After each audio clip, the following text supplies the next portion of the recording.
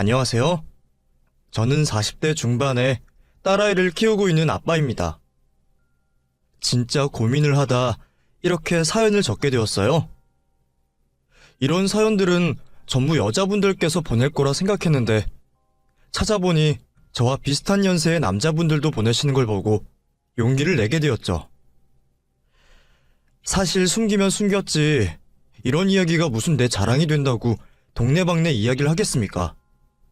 답답해도 좀 참고 언젠간 잊혀지겠지 하고 살아가면 된다고 생각했죠. 그런데 시간이 지날수록 스트레스만 쌓이고 잊혀지지가 않네요. 어딘가에는 털어놔야 하는데 제 사연을 아는 형님들은 공감은커녕 자신들 이야기하는 데 바쁘시니 이곳에 이야기 좀 해보려고 합니다. 이곳에 올라오는 사연들처럼 제 이야기도 누군가의 잘못된 생각과 선택으로 벌어진 일이죠. 평생 남의 일이라고 생각했던 일이 저에게도 벌어졌는데 그 이야기를 여기서 풀어보겠습니다. 저는 공부에는 영 소질이 없어서 수능을 쳤던 다음 날부터 곧바로 일을 시작했어요. 군대를 가기 전까지는 정말 일에만 매달리면서 창업하는 데 필요한 돈을 모으려 애를 썼죠. 그리고 군대를 전역하고도 일을 계속해오다 모아온 돈으로 20대 중반이 되어 평소 일해오던 유통업을 창업을 하게 되었죠. 자리 잡는데 한 3년 정도 걸렸고 이후에는 제법 안정이 되어서 수입이 적지 않았어요. 그때 되니까 저도 일한다고 못하고 있던 연애 사업이 눈에 들어오더라고요. 그렇게 이성에게 눈을 돌린 저는 미래 아내가 될 여자친구를 만나게 되었고 2년 정도 연애를 하다 결혼을 하게 되었죠. 넉넉한 상황의 결혼 생활은 아니었지만 행복했어요. 결혼을 하고 2년 뒤에는 아이도 가졌고요. 딸 연하가 태어나고 아내가 육아를 하겠다며 퇴사를 하게 되어 경제적으로는 부담이 되었지만 그거야 모든 부모들이 가지고 있는 책임감과 부담감이니 그렇게 힘들지도 않았습니다. 이 정도의 삶이면 제법 성공한 인생이라고 생각할 정도로 저 나름대로는 행복했어요. 그러다 연하가 7살이 조금 넘어 초등학교 입학을 앞두고 있을 때 아내가 생각지도 않고 있던 이야기를 꺼내왔습니다. 딸아이를 아내의 친척이 있는 미국으로 유학을 보내자고 하더라고요. 아내가 본래 교육열이 높은 건 알고 있었어요. 거기다 첫째 아이다 보니 더 극성인 것도 알고 있었죠. 그래서 아이 지능 발달에 좋은 학원, 선행학습 모두 이해를 하고 있었어요. 근데 유학이라니 너무 뜬금없기도 하고 우리 형편에 무리라는 생각도 들었죠. 아이 교육도 중요하지만 저는 아이가 가족 구성원들 사이에서 사랑받고 가족 간의 화합을 알아가는 게 더 중요하다고 보는 편이라 당연히 아이 엄마의 생각에 반대를 했죠. 하지만 지금의 선택으로 아이의 인생이 확 바뀔 거라는 말과 미국에 있는 친척으로 다른 유학 비용보다는 부담이 적을 거라는 말에 넘어가고 말았죠. 사실 부모가 바라는 건 보장된 아이의 미래 아니겠습니까? 거기다 웬일인지 그 어린 아이도 유학을 가고 싶다고 말을 하니 다른 선택지가 없었죠. 그렇게 딸을 친척집에 맡기고 유학을 보내게 되었어요. 아이 유학 비용이라는 고정 지출이 늘어나면서 가게 운영만으로는 힘들다고 생각했습니다. 그래서 아침 일찍 그리고 비는 시간을 이용하여 알바를 뛰었죠. 이런 힘든 삶을 앞으로 10년은 더 해야 한다고 생각하니 앞길이 깜깜했지만 그래도 딸 연하가 부모보다 나은 삶을 살게 될 걸 생각하며 열심히 일을 했죠. 차츰 늘어난 일에도 적응을 하고 있었는데 아내가 또 다른 일에 불을 지폈습니다. 이번에는 남들 다 하는 부동산 투자를 해야 한다며 저를 들들 볶기 시작하더라고요. 아이의 유학 비용으로 인해 더 이상의 지출은 안 되겠다는 저에게 아내는 그러니 더 필수적으로 부동산에 투자를 해야 한다고 말을 했죠. 성희야, 지금 가게 수익으로는 힘들어서 나 알바하는 거 몰라? 우리가 살 집이 없는 것도 아니고 무슨 투자야? 그러니까 더 부동산에 투자를 해야지. 1년이면 1억이 오르고 앞으로 얼마나 더 오를지 모르는데 내가 확실한 정보가 있어. 지금 당장은 조금 무리하는 거지만 몇 배의 시세 차익이 생길지도 모르는데 얼마나 좋은 기회야. 그 차익 남기기만 해도 앞으로 들어갈 연하 유학 비용은 전부 해결될걸? 지금처럼 아파트 가격이 엄청나게 오를 때가 아니다 보니 우리나라 불패의 재테크인 부동산이 돈이 된다는 걸 알면서도 망설여지더군요. 하지만 확실한 정보와 함께 2년 안에 시세 차익 1억은 보장한다는 아내의 말을 믿고 과감하게 매매를 결정했죠. 물론 은행 대출을 끼게 되어 고정 지출은 더 늘어나게 되었지만요. 정말 등골이 휜다는 게 그런 거였습니다. 숨만 쉬고 아무것도 안 해도 한 달에 해결해야 할 돈이 엄청났어요. 거기다 점점 유통업이 쉬워지고 간편화되면서 경쟁업체들이 우후죽순으로 늘어나 저희 가게 매출도 떨어지기 시작했죠. 결국 가게를 열고 있어도 마이너스가 되다 보니 가게를 폐업할 생각도 하고 있었습니다. 그때 매달 드는 비용으로 힘들어하는 저를 보신 사촌 형님께서 자신의 밑에서 일을 배우면 어떻겠냐고 말씀하시더군요. 건물 외벽 도장을 하시던 형님께서는 수입만큼은 충분히 보장해 주신다면서 일을 권하셨죠. 전부터 형님 하시는 일에 대해 익히 들어 수입이 짭짤하다는 건 알고 있었습니다. 하지만 고층 건물에 와이어 끈에만 매달려 하는 작업이다 보니 그만큼 고위험군의 일이었어요. 자칫 잘못하다가는 목숨도 잃을 수도 있었죠. 사촌 형님이 그 일에 몸을 담고 있으니 같은 일을 하시던 분들께서 사고 난 뉴스를 유심히 지켜봤거든요. 그렇지만 당장 다음 달과 앞으로 해결해야 하는 돈들이 더 무섭더라고요. 결국 사촌 형님 밑으로 들어가 일을 배우기로 했죠.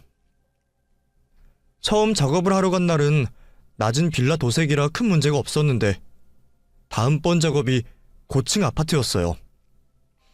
형님께서는 죽으려고 난리를 치지 않는 이상 안정장비로 인해 떨어질 일이 없다고 했지만 눈앞에 펼쳐진 아찔한 높이로 인해 좀처럼 떨리는 몸이 진정되지 않았죠. 최대한 밑을 안 보려고 했지만 이미 머릿속에 각인된 높이와 두려움은 쉽게 극복하기 힘들었습니다. 첫날 일을 마치고 난 뒤 일은 제대로 하지도 않았는데 긴장했다는 이유만으로 온몸에 근육이 뭉쳤고 두통까지 올라왔죠. 다행히 기술자가 많지 않다 보니 일감은 떨어지지 않고 많았어요. 처음 일을 할 때만 해도 아찔한 작업 장소에 익숙해지는 게 가장 큰 문제라고 생각했는데 막상 일을 시작하고 적응을 하고 나니 일의 강도가 더 큰 문제였습니다. 와이어에 의지하여 몇 시간 동안 롤러질을 하고 있는 게 쉬운 일은 아니었죠. 20대부터 장사만 해와서 제법 탄탄한 몸을 가졌던 저였지만 하루 일을 마칠 때쯤에는 입에서 죽겠다라는 소리가 자동으로 나왔습니다. 그렇게 밖에서 고생을 하고 있던 저와 달리 아내는 팔자가 늘어질 정도로 여유가 넘쳤죠. 이사온 아파트에서 비슷한 나이 또래 친구들을 사귄 아내는 매일 밖으로 나다니며 수다 떨기 바빴어요. 챙겨줄 아이도 유학을 떠나 집에 없고 저마저도 아침 일찍 나가 저녁이나 되어 들어오니 나머지 남은 시간은 자유의 시간이었던 거죠. 솔직히 제 바람으로는 그 빈 시간에 짧은 아르바이트라도 해서 저홀로 부담을 안고 있는 집안 경제에 도움을 줬으면 싶었는데 아내는 눈치가 없는 건지 아니면 알면서도 하기가 싫은 건지 밖으로만 다니더군요. 그렇다고 일 좀 하면 안 되냐고 아내에게 말하기가 좀 그랬습니다. 결국은 제 능력이 부족하다는 걸 인정하는 것 같았거든요. 제가 가부장적일 수도 있지만 그래도 남자가 집안의 경제를 부담해야 한다고 생각하고 있었어요. 그래서 아내에게 불만이 있어도 얘기하지 못했죠. 그러면 고생하고 온 남편이 집에서 푹 쉴 수 있게 좀 가만히 놔뒀으면 하는데 아내는 집에 돌아온 저를 가만두지 않았습니다. 어떻게 매일 사건 사고가 생기고 그렇게 할 말이 많은 건지 아파트 사람들 험담을 저에게 쉴 새 없이 했죠. 너무 힘들어서 그러니 나중에 얘기하자고 해도 혼잣말을 하듯 꼭 제 옆에서 사람들의 흉을 보았습니다. 그럴 때면 어디론가 떠나 혼자 있고 싶었어요. 하지만 매일 있는 작업들이 전부 다 돈이다 보니 쌓여가는 스트레스를 풀지도 못한 채 일만 하고 있었죠. 그러다 제가 속에 있던 이야기를 아내에게 하게 됩니다. 그날도 녹초가 되어서 집으로 돌아온 날이었어요. 겨우 몸을 씻고 침대에 누워있는데 굳이 아내가 안방까지 따라 들어왔죠. 그리고는 이사 온 지 얼마 안 된 앞집 남자에 대해 흉을 보기 시작하는 겁니다. 그 남자 흉을 보는 게 처음이면 모르겠는데 아내는 앞집 남자가 이사 온 첫날부터 뭐가 그렇게 마음에 안 드는지 매일 주제만 조금씩 바뀌어서 흉을 보곤 했죠. 앞집 남자 말이야. 오늘은 분리수거 날도 아닌데 자기네 집에 냄새 난다고 미리 쓰레기를 밖으로 빼놓은 거 있지? 진짜 개념을 밥 말아먹었나? 저번에는 흡연장까지 가기 귀찮다고 복도 창문에 대고 피는 걸 나한테 걸렸잖아. 저러니까 이혼을 당하지. 하나만 봐도 열을 난다고? 제대로 뭐 하나 지키는 게 없는데 집안에선 다르겠어? 결국 여자가 못 참고 떠난 거겠지. 내가 웬만하면 말 섞지 않으려고 했는데 꼭 말을 하게 만들어요. 눈치도. 나 쉬고 있는 거 안 보여? 어? 보여. 대답 안 해도 되니까 눈 감고 듣고만 있어도 돼. 당신이 옆에서 계속 다른 사람 흉을 보고 있는데 내가 어떻게 쉬어? 당신 생각해봐. 내가 일 시작하고 퇴근할 때마다 나 붙잡고 사람들 흉 보고 있지. 그걸 왜 나한테 말을 해? 아니, 주변에 말할 사람 없으면 이해하고 듣고 있겠는데 당신 하루 종일 이 동네 아줌마들이랑 몰려다니면서 흉 보고 다니잖아. 그러니 굳이 나한테 얘기할 필요 없잖아. 내가 해결해야 할 일이 있으면 모르겠는데 왜 궁금하지도 않고 쓸모도 없는 이야기를 동네 사람들이랑 다 떠들고 와서 또 말하는데. 거기다 앞집 남자가 이혼한 게 뭐가 중요해? 그냥 복도에서 담배 못 피게 주의 좀 줘. 쓰레기를 집 밖에 두라고 하지 마. 이렇게 말하면 되는 걸 왜 시시콜콜한 얘기까지 하는데. 당신 그렇게 할 게 없어? 남편은 집 대출금에 연하 유학비용, 거기다 생활비까지 그거 벌려고 매일 파김치가 되어서 들어오는데 당신은 하루 종일 입만 놀리고 있냐고. 나는 연하 잘할수록 더 들어갈 돈 때문에 지금도 아르바이트를 하나 더 해야 하나 고민을 하고 있는데 당신은 앞집 남자 이혼거리가 그렇게 중요해? 제발 한 집에서 한 입을 덮고 사는 사람이면 책임감 좀 같이 느끼자. 돈을 못 벌어도 밖에서 고생하고 온 남편 쉴 시간이라도 생각해 주라고. 순간 쌓여있던 스트레스가 폭발하며 아내에게 화를 낸 저는 한참 동안 밖을 걸어다니고 줄담배를 피다 새벽이 되어서야 집으로 들어와 홀로 잠을 청했습니다. 그리곤 평소와 마찬가지로 일을 다니고 있었죠. 본의 아니게 낸 화였지만 그래도 긍정적인 변화는 있었습니다. 일을 마치고 온 저에게 아내는 최대한의 휴식을 취할 수 있게 해줬고 자신도 저를 도와줄 수 있게 일자리를 구해보겠다고 말했죠. 부담을 덜게 되어 좋긴 했지만 괜히 아내에게 일을 하라고 등을 떠민 것 같아 머쓱했습니다. 저는 무리를 하지 않아도 된다고 말을 했지만 아내는 자기가 생각이 짧았다며 생산적으로 활동을 하는 게 가게 경제에도 자신에게도 좋을 것 같다고 말했죠. 그렇게 아내는 동네 번화가에 있는 한 음식점에서 일을 하게 되었어요. 그때는 이제 저도 한숨을 돌릴 수 있겠구나 싶었죠. 일하는 데 있어 달라지는 건 없겠지만 정신적으로 여유가 생긴다는 것만으로도 큰 위안이 되었습니다. 그리고 이제는 아내 입에서 동네 사람들에 대한 이야기를 그만 듣겠지 싶었죠.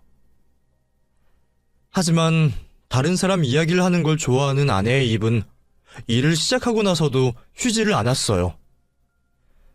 젊은 남자 사장이 운영하는 음식점에서 일을 하게 된 아내는 자기 딴에 별것 아닌 음식으로 손님이 붐비는 것을 보자 음식점 장사가 우습게 보였나 봐요. 젊은 사람 입맛 별것 없다면서 여유가 있으면 장사를 하고 싶다고 저에게 조르든 말을 했죠. 그거야 직접 음식점을 운영하는 사람 아니고서야 다들 한 번씩은 해보는 소리니 그러려니 했어요. 어차피 가게 차려줄 돈도 없었으니까요. 아내도 뻔히 우리 집 사정을 알고 있으니 그냥 나중에라도 하고 싶다는 식으로 한 말이었고요.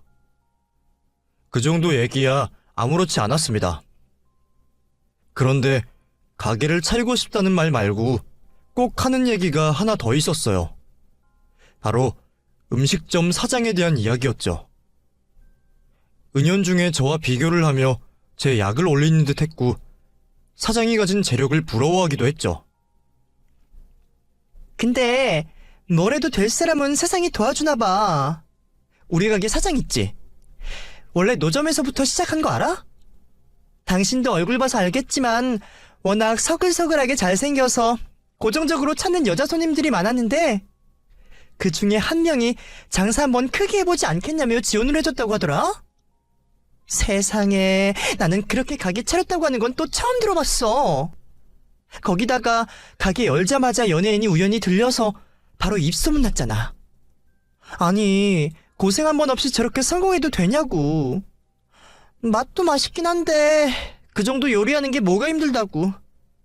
하여튼 처음 하는 사업이 저렇게 잘 되는데 앞으로 얼마나 더 잘 되겠어? 벌써 3호점까지 냈다고 하던데. 이래서 장사할 사람은 따로 정해져 있다고 하나 봐. 당신 경우만 봐도 될 것 같은데 하면 뭔 일이 터지고 이번에는 다 준비됐다고 했는데 또 터지고. 당신이 장사로 잘 되려고 했으면 진작이 됐어야 했어. 장사도 돈도 결국 붙는 사람이 있다고. 누군지 모르겠지만 우리 가게 사장이랑 결혼하는 여자는 아주 개탔지. 저 나이에 집, 차, 건물까지 준비되어 있어서 노후 걱정까지 없는데. 그런 말들을 아내에게 들을 때마다 하고 싶은 말은 많았지만 입 밖으로 꺼내진 않았습니다. 오히려 표정도 관리하고 아무렇지 않은 척 행동했고 가끔은 젊은 사람이 대단한 것 같다며 아내가 일하는 가게 사장을 치켜세우기도 했죠.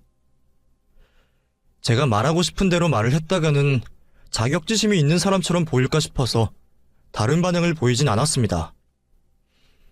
그런데 그 일 말고도 신경 쓰이는 일이 하나 더 있었어요. 아내가 일을 시작하고부터 유독 외모에 치장을 많이 하는 겁니다. 물론 이사 오고 나서 아파트 사람들과 이것저것 다닌다고 이전 살던 곳에서보다 외모를 꾸미긴 했는데 일을 시작하고 나서 더 심해진 듯 했어요. 그런 아내의 변화가 이상하게 느껴질 수밖에 없었죠. 수상해하는 저에게 아내는 나름의 이유가 있다며 대답을 했습니다. 그러면 내 장사도 아니고 남의 가게 일 도와주면서 맨 얼굴로 일을 해? 내가 일하고 나서부터 손님 떨어졌다는 말 나와봐. 그게 설령 음식 탓이라고 해도 음식 탓으로 돌리겠어? 바로 내 탓이지. 나도 화장하는 거 귀찮아. 근데 가게 찾는 손님들이 어린애들이라 나도 좀 더 어려 보여야 하는 걸 어떡해. 당신이야 상황, 장소 관계없이 일하러 다닌다고 하지만 나는 상황이 달라. 맞는 말이긴 한데 그런 화장치고는 너무 화려하다는 생각이 들었습니다. 거기다 화장을 하고 있을 때면 콧노래까지 부르고 있으니 제가 물어볼 수밖에 없었던 거죠. 하지만 화장 말고도 제가 아내가 수상하다고 생각할 수밖에 없는 이유는 한 가지 더 있었어요. 점점 늦어지는 귀가 시간 때문이었습니다. 처음에는 가게에서 일을 좀 더 해서 돈을 더 벌려고 하거나 아니면 평소 노래를 부르는 것처럼 가게를 차리기 위해 어깨너머로 음식을 배우는 거라고 생각했어요. 그런데 그건 또 아닌 것 같더라고요. 늦은 이유에 대해서 물어보면 항상 이유가 달랐죠. 가게 때문인 것도 있었지만 대부분이 같은 아파트 주민과 수다를 떨다 왔다고 하는 겁니다. 분명 수상한데 확인을 할 수 없으니 답답하기만 했죠. 그러다 보니 매번 입에 달고 살던 음식점 사장이 마음에 걸렸어요. 그래서 한 번은 기존의 퇴근 시간을 넘긴 아내를 확인하러 연락도 없이 가게에 찾아간 적이 있었는데 사장님은 안쪽에 있고 아내만 보이지 않더군요. 다시 집으로 돌아왔지만 아내는 역시 집에 없었습니다. 전화를 했더니 이번에도 아파트 친구 집에 있다며 1분 내로 집으로 온다고 하더군요. 그리곤 정말로 1분을 조금 넘겨서 집으로 돌아왔죠. 연애 기간을 포함하여 그때까지 15년 동안 아내를 알고 지내왔던 저로서는 아내가 달라진 걸 느낄 수 있었습니다. 하지만 대놓고 물어볼 수도 없고 경제적으로 도움을 주고자 일터로 나간 아내를 아무 증거 없이 몰아갈 수도 없었죠. 아내를 믿는 수밖에 없었어요. 하지만 답답한 속은 어쩔 수 없었고 그럴 때면 아파트 1층에 있는 흡연장으로 가서 담배를 피우곤 했습니다. 그때마다 앞집에 살고 있던 남자를 만나 서로 주거니 받거니 이야기를 나눴어요. 처음에는 서로 하는 일에 대해 말을 나눠가며 대화를 했는데 먼저 남자가 자신이 이혼을 하게 된 경위에 대해서 말을 하더라고요. 상대방이 바람을 폈다는 소리에 귀가 쫑긋해질 수밖에 없었죠. 그때 저도 아내를 수상하게 생각하고 있을 때니 더더욱 관심이 갔습니다. 물어보고 싶은 건 많았지만 집안일을 앞집 남자에게 말할 순 없어 이리저리 이야기를 둘러대며 왜 의심하게 되었는지, 증거는 어떻게 잡는지 등등을 물어보고는 했죠. 앞집 남자의 말을 듣다 보면 아내에게 해당되지 않는 것 같아 더 헷갈리기만 했어요. 그렇게 답답함만 커져가고 있는 가운데 저는 평소처럼 생활할 수밖에 없었습니다. 더군다나 딴 생각을 하고 일을 하다 보면 정말 위험해질 수도 있어 최대한 아내에 대한 일은 잊으려고 했죠. 제 노파심이라고 생각하고 말이에요. 그러다 정말 우연히도 저희 아파트 외벽 페인트 작업을 맡게 되었어요. 괜히 아내에게 이야기하면 제가 일하는 걸 지켜보겠다, 못 보겠다, 너무 위험한 거 아니냐 등등 여러 호들갑을 떨까 싶어서 알리지 않기로 했죠. 작업 전 보수부터 며칠은 걸리는 일이니 최대한 아내와 마주치지 않게 저는 다른 동을 맡아서 하기로 했어요. 그렇게 이전의 작업들과 다름없이 작업을 이어가고 있었습니다. 그러다 하필 페인트 칠을 하는 날에 같이 일을 하던 동료 한 분이 일이 생겨서 제가 저희 동을 칠하게 되었죠. 마지막 날이기도 했고 외벽에 매달려 작업하고 있으면 밑에서는 저인 줄 알 수가 없으니 부담 없이 작업을 이어가고 있었죠. 그렇게 칠을 하며 한 층씩 내려가게 되었고 저희 집 베란다에 도착을 하게 되었죠. 다른 집들보다 좀 더 구석구석 위에서 작업을 하며 떨어졌을 수도 있는 페인트 흔적을 지우려 유리창을 닦고 있는데 거실 안쪽에서 비치는 실루엣이 이상하더라고요. 혹시 우리 집이 아닌가 싶어서 내려온 위를 보고 남은 층을 보며 재차 층을 확인했습니다. 다시 확인까지 했는데 역시나 우리 집이 맞더라고요. 그런데 안쪽에서 비치고 있는 사람의 실루엣은 2명인 겁니다. 그것도 남자와 여자의 실루엣이었어요. 결국 아내의 수상한 모습으로 인해 생겼던 제 답답함의 답이 이거였습니다. 아내가 불륜을 저지르고 있었던 거였죠.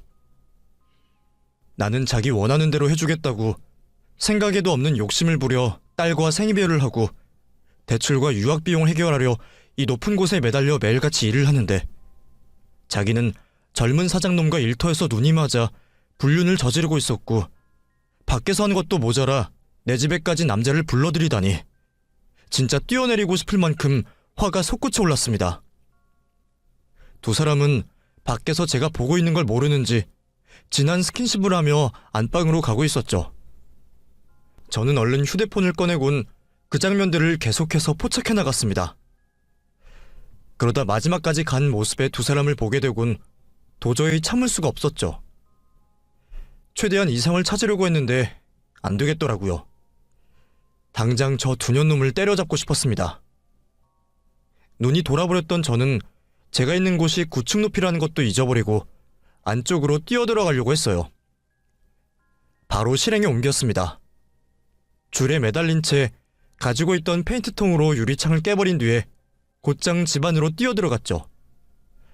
와장창 하고 유리창이 깨지자 안방 침대에 있던 두 사람이 거실로 나왔고 거실에서 안방으로 가고 있던 저와 마주치게 되었습니다.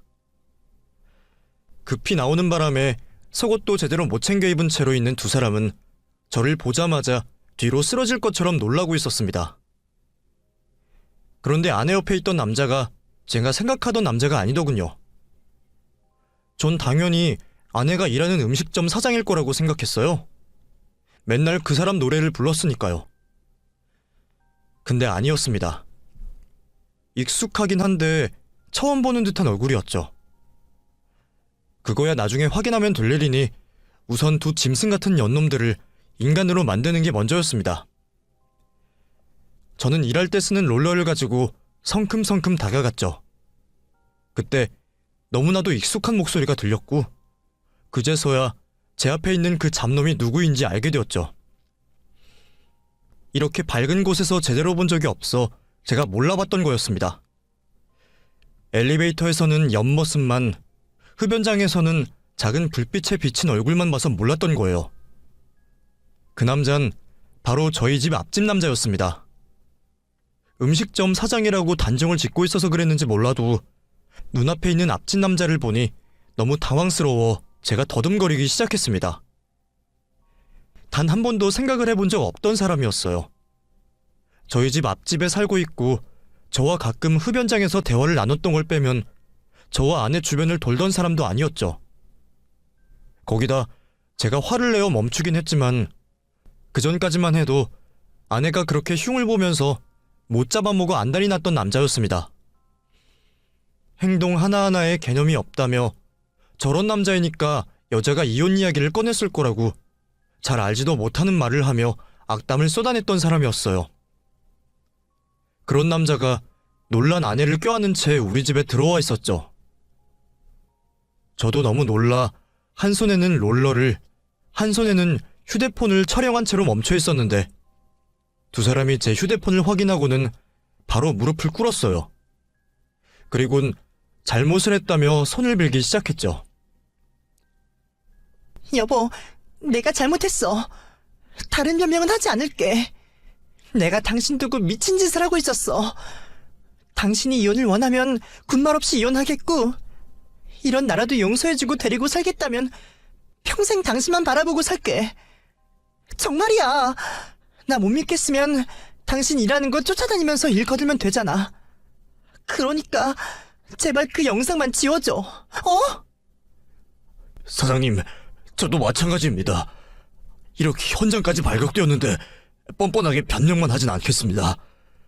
지금 충격받으신 거에 대한 정신적인 피해 보상도 해드리겠고 아내분 근처에는 얼씬도 하지 않겠습니다.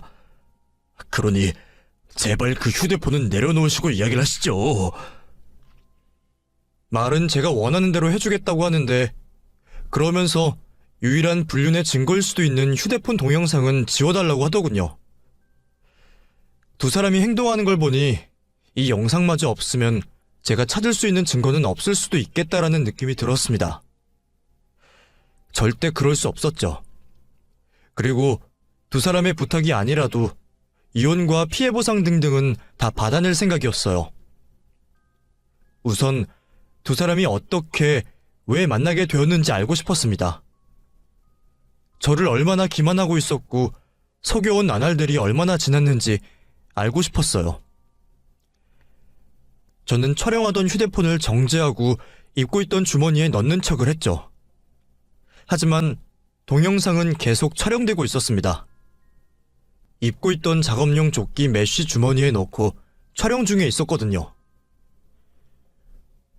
우선 촬영은 그만둘게.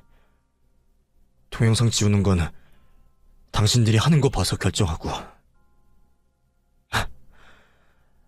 이렇게 겁먹는 거 보니까 주변 사람들 신경 엄청 쓰는 것 같은데 혹시나 속일 생각이면 절대 하지 마. 지금부터 두 사람이 하는 말 중에 하나라도 이상하거나 어긋나는 거 있으면 내가 촬영한 동영상 주변에 전부 다 뿌려버릴 테니까. 아저씨도 내가 주변 사람들 연락처 없다고 안심하지 말아요. 내가 어떻게 해서든 알아내서 모든 지인들이 알 수 있게 만들 테니. 저번에 이 사람한테 얘기 들어보니까 자식도 있더만.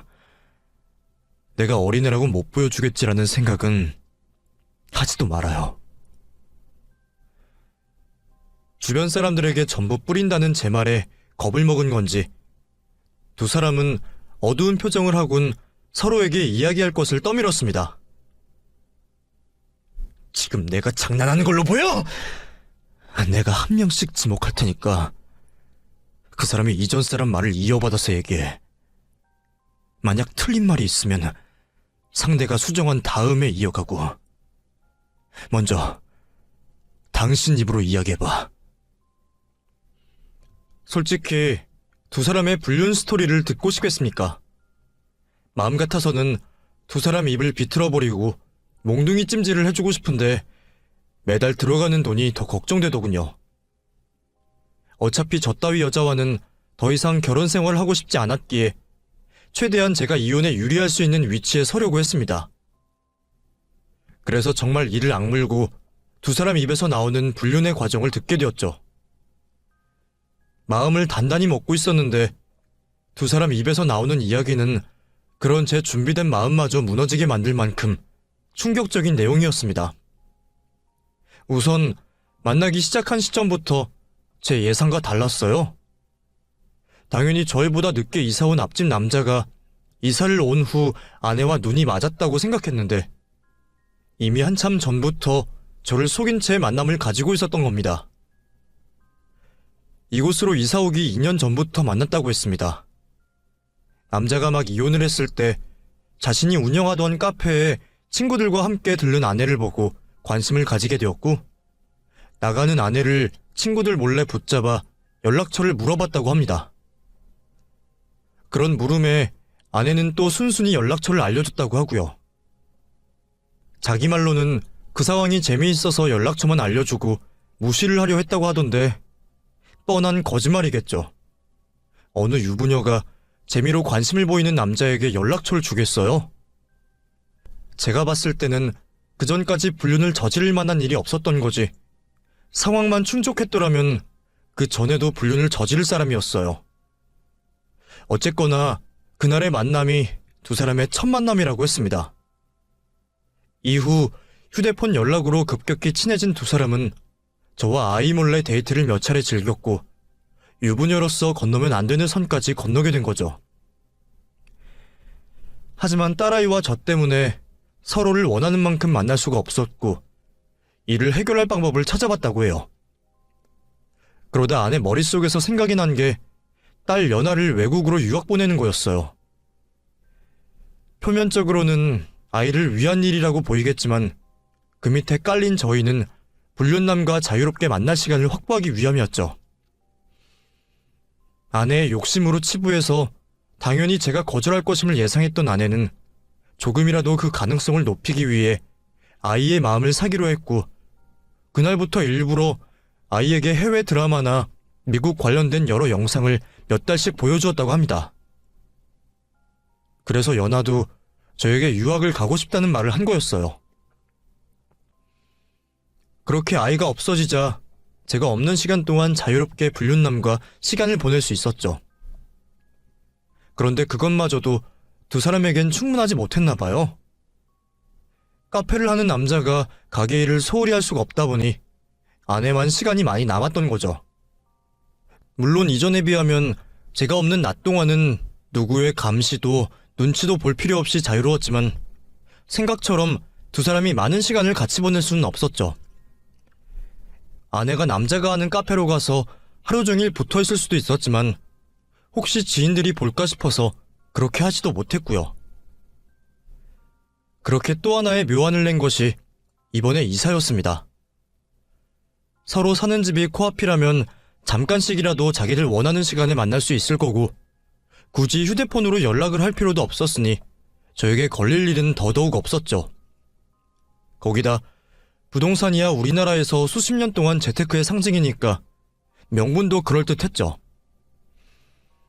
저렴한 아파트를 가지고 시세 차익을 볼 거라고 말했지만 애초에 아내는 아파트 시색 차이 따위에 관심도 없었어요. 두 사람이 최대한 가깝게 지낼 수 있는 저렴한 아파트를 찾았던 거죠. 그러다 마침 서로 마주보는 집 두 군데가 나와 있는 저렴한 아파트를 발견하곤 저에게 계약을 하자고 재촉했던 겁니다. 마치 누군가에게 부동산 정보를 들은 것 마냥 또 다른 사람이 먼저 계약을 하기 전에 빨리 구매를 해야 한다고 심리적으로 압박을 하면서 말이죠. 그리고 전 바보같이 아내의 그 음흉하고 새까만 속도 모르고 따랐던 거고요. 그렇게 서로의 계획에 따라 아내가 먼저 이사를 오고 앞집으로 불륜남인 남자가 이사를 왔던 거였어요. 거기다 제가 돈에 쪼들려 매일 새벽같이 출근하여 저녁이나 되어서 들어오니 두 사람이 마음대로 해도 되는 세상이 된 거죠.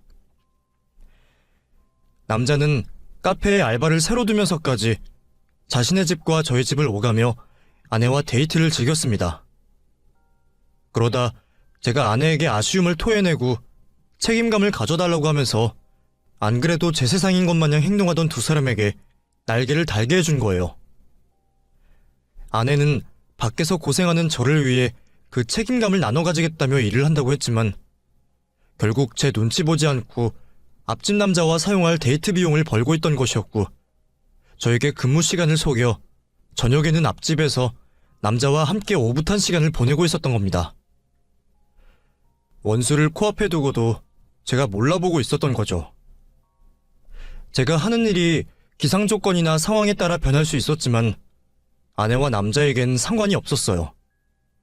불안하다 싶으면 남자의 집에서 데이트를 즐기면 되었고 제가 일하는 시간이 바뀌게 되면 남자 또한 알바와 시간을 교대해 시간을 만들면 되었으니까요. 그게 낮이든 밤이든 평일이든 주말이든 말이죠. 이사를 하고 난 뒤로는 서로의 휴대폰을 사용하지 않은 채 바로 집 앞에서 직접적으로 대화를 나누다 보니 제가 이렇게 현장을 발견하지 않고서는 영영 모를 수도 있었습니다. 무려 2년이나 넘게 바로 옆에 저를 두고 아내가 두 집 살림을 했다고 하니 열이 오를 수밖에 없더군요. 거기다 지난 1년 동안 유학을 떠난 딸 연하를 보고 싶어 마음고생했던 걸 생각하면 증거고 나발이고 다 필요가 없었어요. 속이 풀릴 만큼 두 사람을 패겠다고 결심했죠. 두 사람의 말이 끝나자마자 저는 가지고 있던 롤러를 휘둘렀습니다. 그런데 식탁에 걸려 제대로 두 사람을 가격하지 못했죠. 그 상황을 틈타 두 사람이 집 밖으로 도망을 치기 시작했습니다.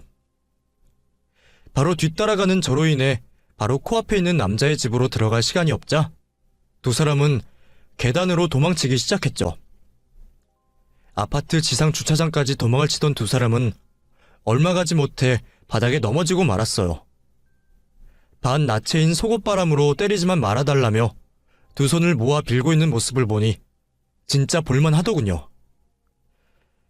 저는 롤러에 남아있는 페인트로 온 세상 사람들에게 두 사람의 관계를 알려주려고 글자를 적어갔습니다. 아내에게는 바람난 유부녀, 앞집 남자에게는 유부녀 킬러 이혼남이라고 적었죠. 그리고 이제 제대로 손을 봐주기 위해 장갑을 벗고 푸닥거리를 하려고 하는데 그 난리를 보시고 찾아온 사촌 형님께 붙잡히고 말았습니다. 형님, 이건 오세요. 오늘 제가 이 년놈 둘 다 끝장내버릴 거니까. 저 미친년이 지서방 목숨 걸고 일하는 걸 알면서도 절 속이고 바람을 피고 있었다고요. 그것도 내 앞집 놈이랑. 형님 아시잖아요. 제가 돈에 쪼들려서 얼마나 힘들어했는지. 그나마 절 버티게 해주는 연하도 2년이 유학을 보내서 힘들어 죽겠는데 오늘 이 자리에서 다 해결해버릴 겁니다. 오늘 여기 있는 사람들 다 끝을 보는 거라고요. 그러니 이거 놓으세요. 의윤아, 누가 네 마음 몰라서 이러냐? 그런데 연하를 생각해야지. 네가 이렇게 해서 잘못되게라도 해봐. 그래서 저 여자한테 연하 뺏기면 그땐 또 어떻게 살아가려고. 때려 죽이고 싶겠지. 때려 죽일 만큼 잘못을 했을 거고. 그래도 이건 법원에 가서 해결할 문제야.